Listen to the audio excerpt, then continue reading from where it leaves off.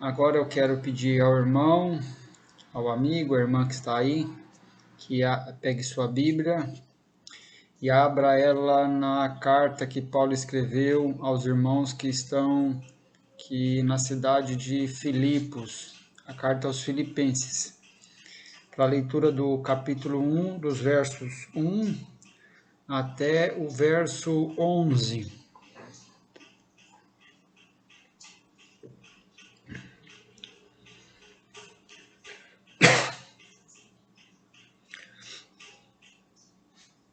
Se a Bíblia já estava aí perto de você, já abriu, já está em Filipenses, capítulo 1, verso de 1 a 11, nós podemos ler juntos. Paulo e Timóteo, servos de Jesus Cristo. Algumas traduções trazem a expressão escravos. A todos os santos em Cristo Jesus, que estão em Filipos, com os bispos e diáconos. Graça a vós e paz da parte de Deus, nosso Pai, e da do Senhor Jesus Cristo. Dou graças ao meu Deus todas as vezes que me lembro de vós, fazendo sempre com alegria oração por vós em todas as minhas súplicas, pela vossa cooperação no Evangelho desde o primeiro dia até agora. Estou certo que aquele que em vós começou a boa obra a aperfeiçoará até ao dia de Jesus Cristo.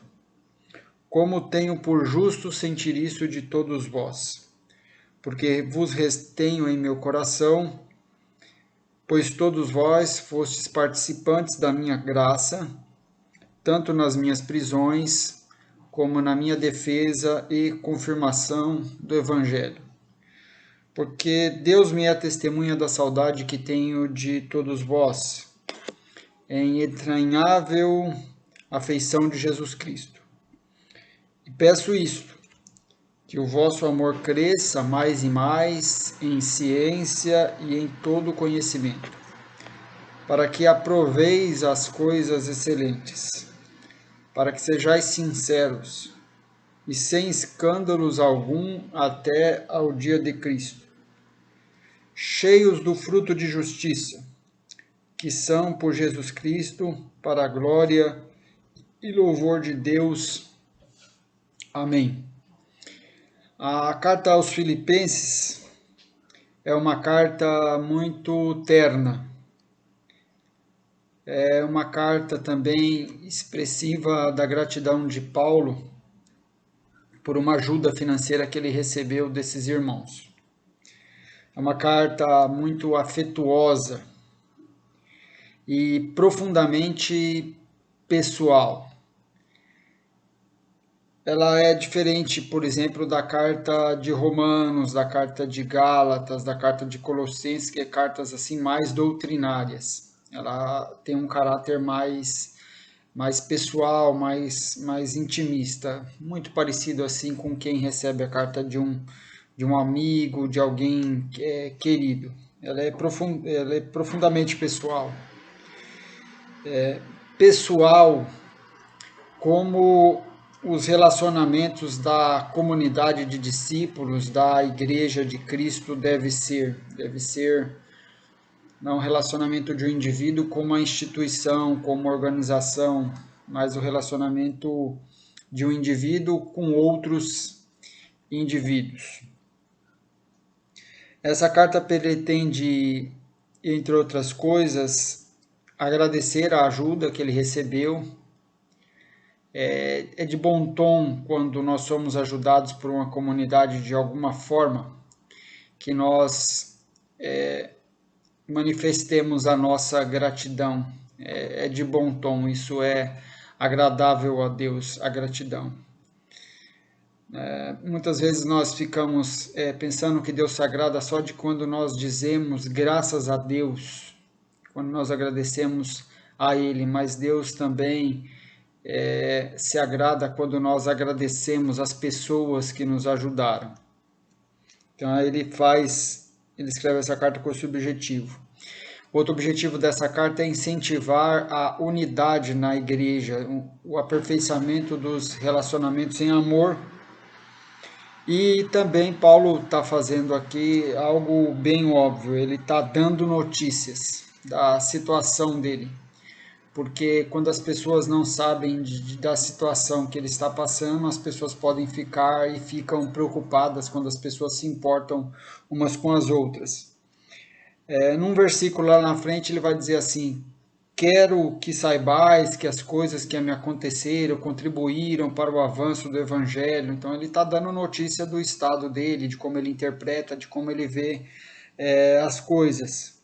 Os irmãos provavelmente estavam preocupados, obviamente, e ele então manda notícias. Ele, como eu disse no outro vídeo, ele está preso e ele está usando a tecnologia que ele tem, que é escrever uma carta. Então, o isolamento não precisa necessariamente ser um período da gente não ter notícias um dos outros, porque a tecnologia para a gente se comunicar, e a tecnologia hoje melhor do que a tecnologia que Paulo dispõe.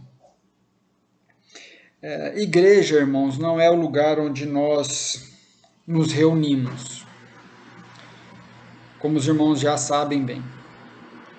Igreja é a comunidade. E pertencer a uma igreja, quando alguém se candidata por uma aceitação de outra igreja, por alguém que estava afastado e agora quer comungar com uma igreja, ou por alguém que venha participar da igreja através do batismo, participar formalmente de uma igreja implica em sujeição àquele grupo de irmãos. E porque a Bíblia diz que a gente deve se sujeitar uns aos outros. E não dá para fazer isso se você não tiver ligado formalmente a um grupo de irmãos, a uma igreja local, como por exemplo a Igreja Batista em Vila Nogueira. Você é sujeito. Isso significa dizer que você é subordinado. O pastor não manda nos irmãos. O pastor também está nessa dinâmica de sujeitação uns aos outros. Embora eu tenha uma autoridade espiritual, eu também sou sujeito aos meus irmãos, em humildade. E fazer parte de uma igreja implica em dar satisfação da nossa vida para as pessoas, sabia disso? Fazer parte de uma igreja significa buscar interesses. Você não está na igreja para buscar os seus interesses, você está na igreja para buscar os interesses das outras pessoas. É onde a gente começa a quebrar o nosso egoísmo, quebrar a nossa preocupação exclusivamente com a gente aprende a pensar no corpo. Você é membro, tem um corpo. E quem participa de uma igreja tem que buscar notícia das pessoas e também tem que dar notícia de si. Veja que mesmo o apóstolo Paulo, apesar do seu cargo, da sua autoridade, ele não está isento de ter que dar notícias de si. Por isso que ele escreve uma carta. Qual a diferença entre as pessoas que frequentavam uma praça e por causa do isolamento não podem mais frequentar aquela praça, e os membros de uma igreja local que por causa do isolamento não podem se encontrar mais naquele templo? Bem, quando chegou o isolamento, o pessoal da praça não tinha um compromisso de amor com os outros frequentadores do local. Eles pararam de ir naquela praça e aí ninguém soube mais notícia. O camarada que caminhava não soube mais notícia do outro que passava por ali de bicicleta, do casal de namorados que ficava debaixo daquela árvore, das crianças que brincavam naquele playground. Quando a praça cessou suas atividades por causa de isolamento, seus frequentadores pararam de ter notícias uns dos outros. Agora, quando o isolamento afetou a igreja local, os frequentadores do templo, que de fato são igreja, permaneceram ligados uns com os outros, buscando notícias e querendo receber notícias. Então você deve raciocinar se a sua mentalidade era de quem frequentava uma praça ou de quem participava de uma igreja. Eu tenho medo que parece que pessoas que acho que frequentavam uma praça não eram membros da igreja, porque quando veio o isolamento, você não sabe mais nada a respeito delas, elas somem. Assim como somem as pessoas que só se conhecem, só se encontram por causa daquela praça. O isolamento nos afeta de forma diferente, irmãos. Embora a gente cesse as nossas atividades lá no templo, tem algo que não cessa, que é o nosso vínculo uns com os outros, o nosso compromisso espiritual uns com os outros.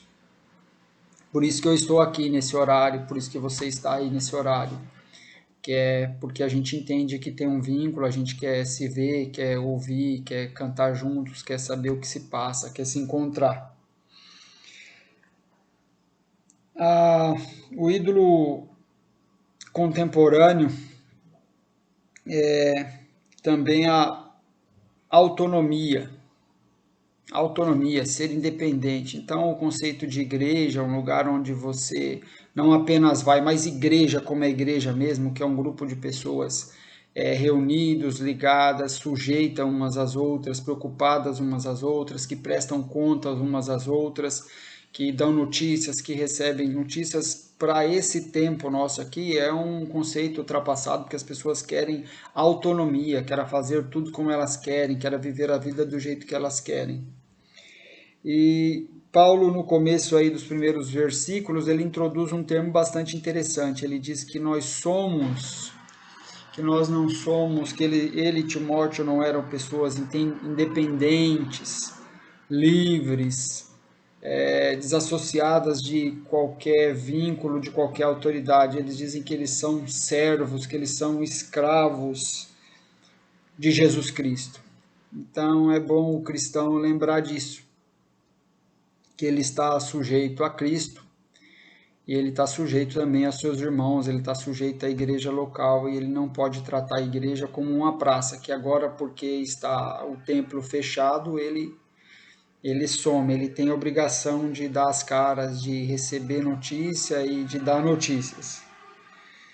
E Paulo traz uma expressão interessante em todas as cartas, quase todas as cartas dele, ele começa com a expressão graça e paz da parte de Deus e do Senhor Jesus Cristo. Graça e paz da parte de Deus.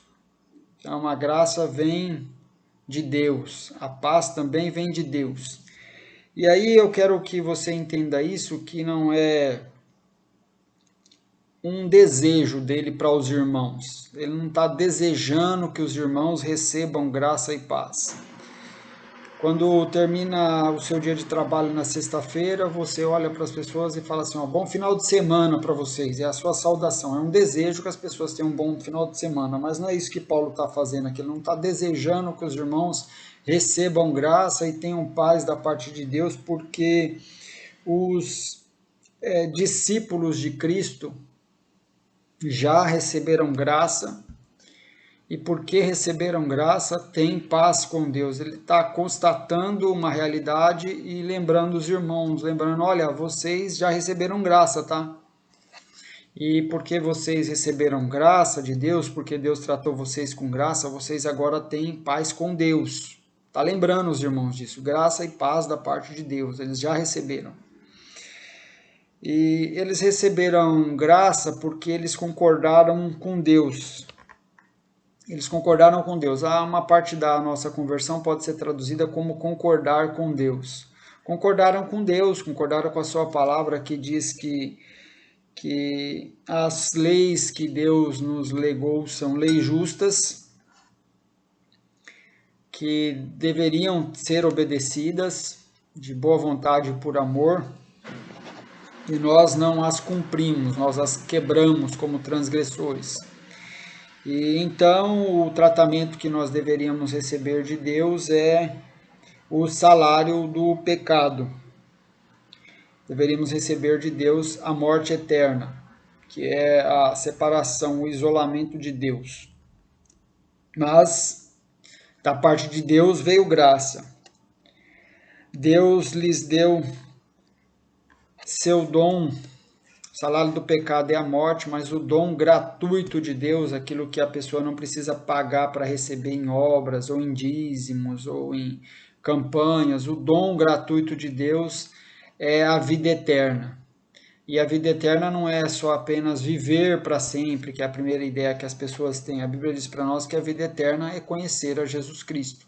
E conhecer na Bíblia, ter vida eterna, é ter um relacionamento com Cristo. Então, de certo modo, a nossa vida eterna já começou, a gente já tem vida eterna. A gente não desfruta dela ainda em plenitude, mas a gente já tem porque a gente tem um relacionamento pessoal com Cristo. Então foi graça. Eles não foram tratados da maneira como deviam ser tratados.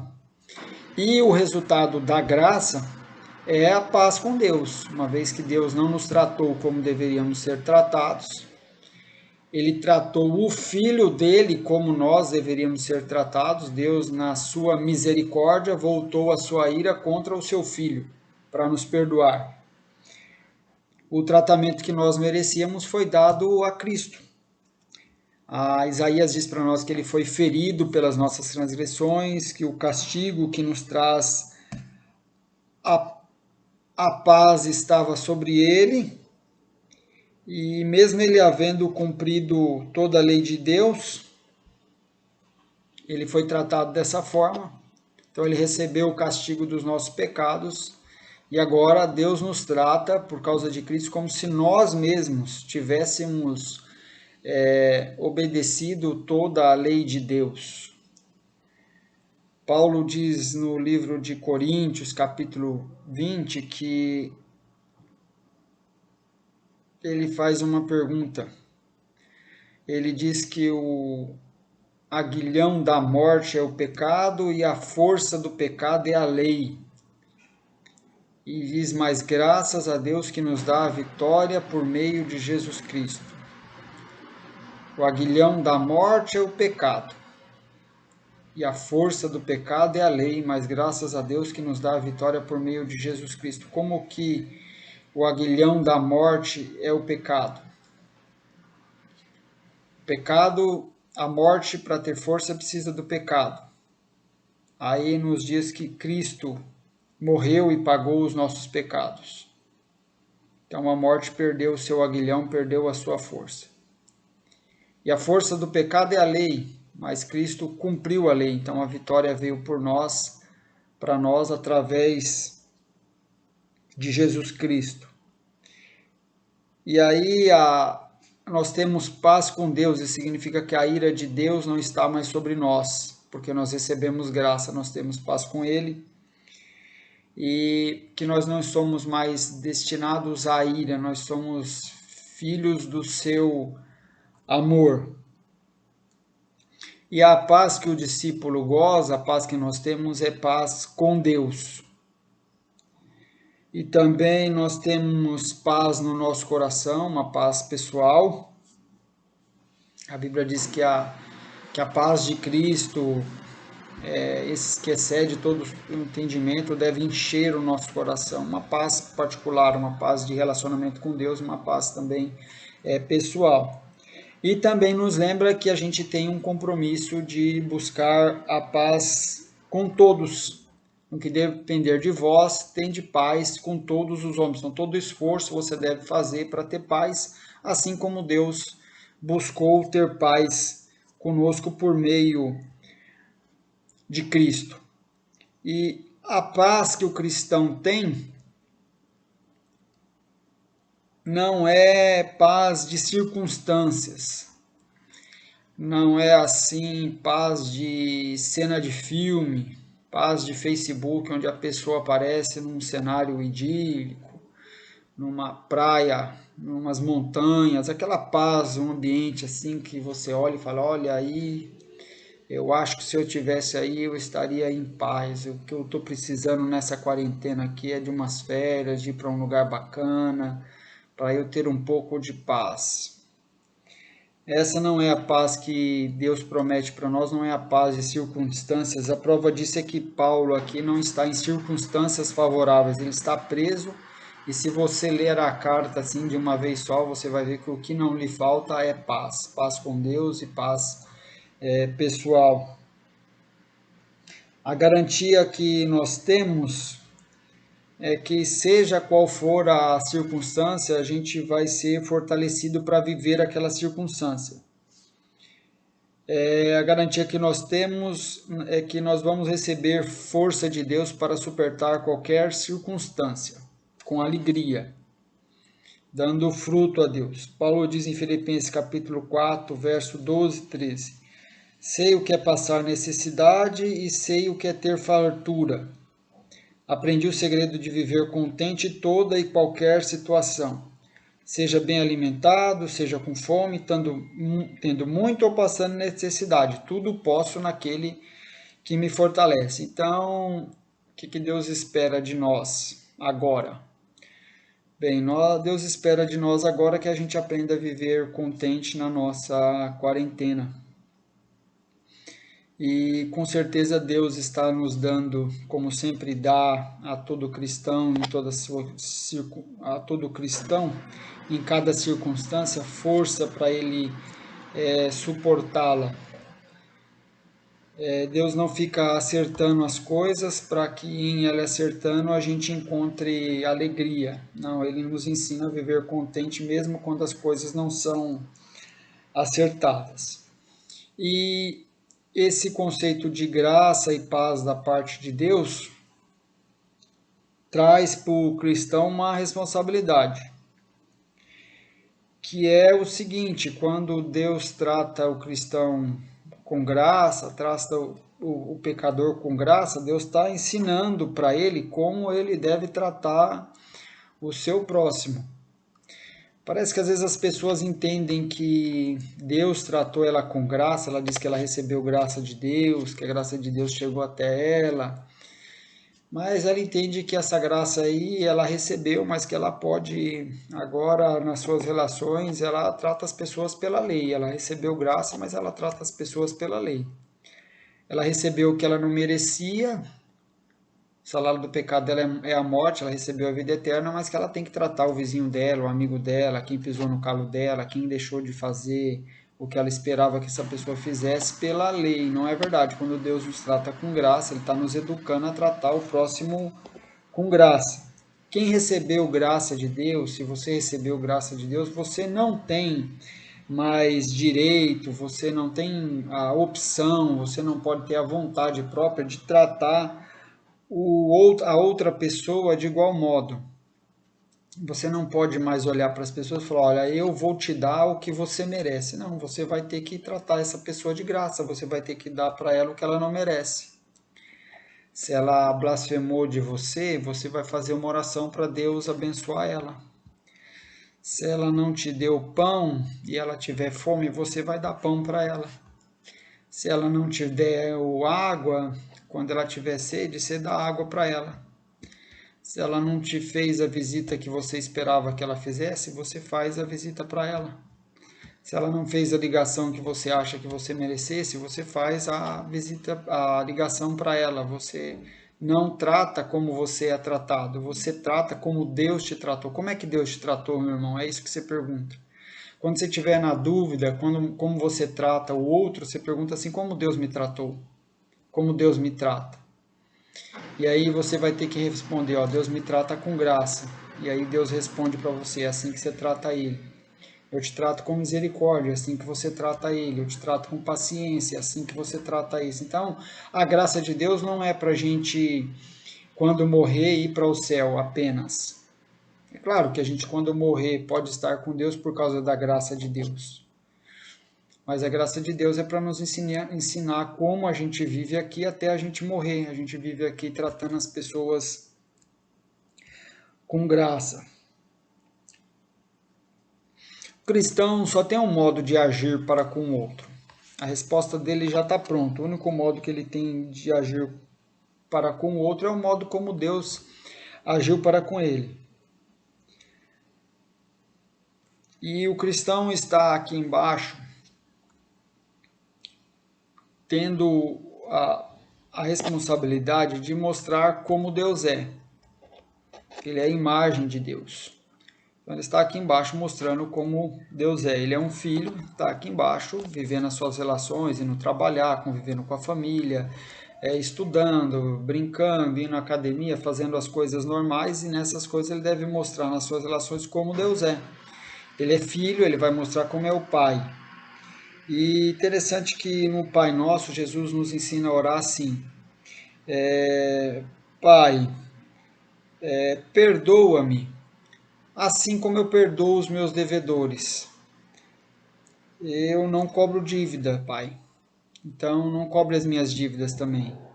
Pai, me perdoa como eu perdoo os meus devedores. Você entendeu? Parte dele, do modo de agir dele, ele mostra a Deus como Deus vai tratá-lo. Pai, me perdoa como eu perdoo os meus devedores. Ele está dizendo que ele já vive o perdão para o Pai tratar ele com esse perdão. Agora, ocorre, irmãos, que essa paz no nosso coração, ela pode ser comprometida por relacionamentos quebrados. Mesmo que por causa do isolamento, nós não estamos assim nos relacionando tanto com as pessoas, os relacionamentos são importantes, eles têm uma implicação tão séria no nosso ser, que mesmo quando uma pessoa não está assim avidamente relacionando-se com a outra pessoa não está nem presente, parece que a gente carrega essa pessoa dentro de nós. Isso é interessante, que a gente carrega as pessoas dentro de nós. Paulo diz aqui nesses versículos assim, porque eu vos retenho no meu coração. E aí a questão é como que a gente carrega as pessoas dentro de nós. Paulo carregava aqueles irmãos com alegria, com saudade, com afeição. Carregava dessa forma. Você pode carregar uma pessoa com você sem você estar se relacionamento com ela, pode ter tido um relacionamento com ela lá atrás, há muitos anos, ou há semanas passadas, faz uns meses que você não vê, mas ela está aí junto com você. Você está carregando ela junto com você, tá? O isolamento social de vocês é só físico. Emocionalmente, psicologicamente, até espiritualmente, você convive com essa pessoa de noite. Então você pode carregar uma pessoa dentro do coração com amargura. Quando Paulo lembrava desses irmãos, ele sentia saudade, mas pode ter alguém aí que quando você lembra, você sente desgosto, você sente uma amargura, sente uma, uma angústia, uma mágoa, um desejo de vingança, uma oração subjetiva a Deus de que comprometa o futuro daquela pessoa. Chegasse uma notícia ruim, você meio que, graças a Deus, Deus retribuiu. E isso é muito ruim, viu? Porque graça e paz da parte de Deus, irmãos. Graça e paz da parte de Deus. Se a gente realmente recebeu graça e paz da parte de Deus, é com graça que a gente vai viver os nossos relacionamentos e é paz que a gente vai buscar com as pessoas. E eu quero encerrar aqui com os versos de Filipenses, capítulo 4, verso 2 e 3, é uma carta que incentiva a unidade. Filipenses 4, verso 2 e 3, abra aí para nós lermos e encerrarmos.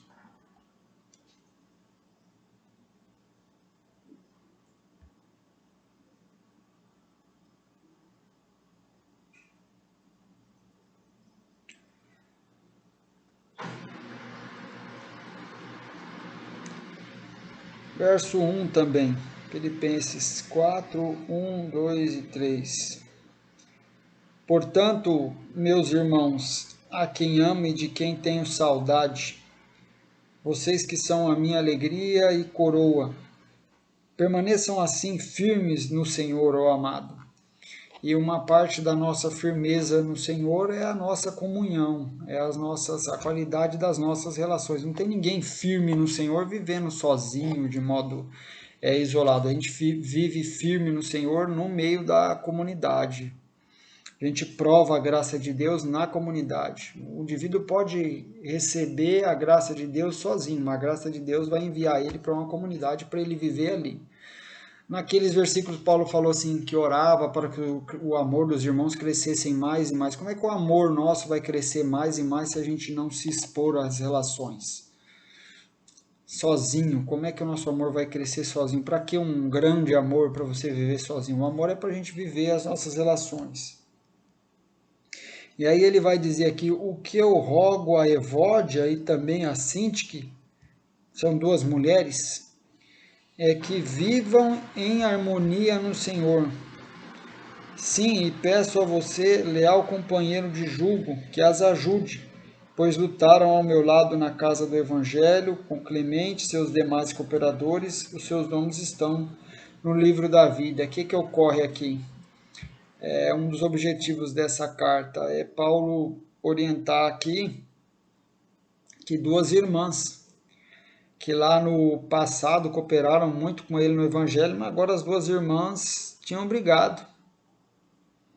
Estavam em isolamento uma da outra e ele pede aqui que roga que vivam em harmonia no Senhor. Rogo a Evódia e também a Sintique que vivam em harmonia no Senhor.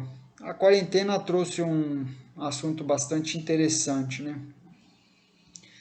Ela trouxe à tona aí muitos divórcios, violência contra a mulher subiu, muitos lares se desfizeram porque não é que a quarentena trouxe o problema, a quarentena revelou o problema que já existia. É muito fácil a gente habitar uma mesma casa, mas é difícil ser um lar. Muito fácil a gente passar os nossos dias fora, voltar à noite em casa já a família toda cansada, cada um para o canto, deitar, dormir, no outro dia de manhã sai. Uma quarentena meio que obrigou, desafiou a gente a voltar a viver junto, o dia inteiro dentro de casa, às vezes todo mundo, final de semana todo em casa, todo mundo. Então ela deve ter, não trouxe nenhum problema para você não, viu, meu irmão? Só revelou os problemas que você já tinha e não sabia. Então esse é o nosso desafio. A gente recebeu graça de Deus, temos paz com Ele, e aí o desafio é a gente tratar as pessoas com graça no nosso lar e viver em paz com as pessoas no nosso lar. Então, hipoteticamente falando, de forma só de exemplo, é isso aí. É o rogo pastoral, o rogo do Espírito Santo, o rogo do Senhor é que pessoas que tiveram seus relacionamentos quebrados façam as pazes. Vivam em harmonia no Senhor. Eu poderia aqui dizer, Marcelo e Ednese e David, rogo que vivam em harmonia no Senhor. Tenham uma quarentena de paz. Gabriel, Catarina, Alessandro, rogo-vos que vivam em harmonia no Senhor. Tenham uma quarentena de paz. Pastor Inácio, irmã Lucinete, tenham uma quarentena de paz. Vivam em harmonia.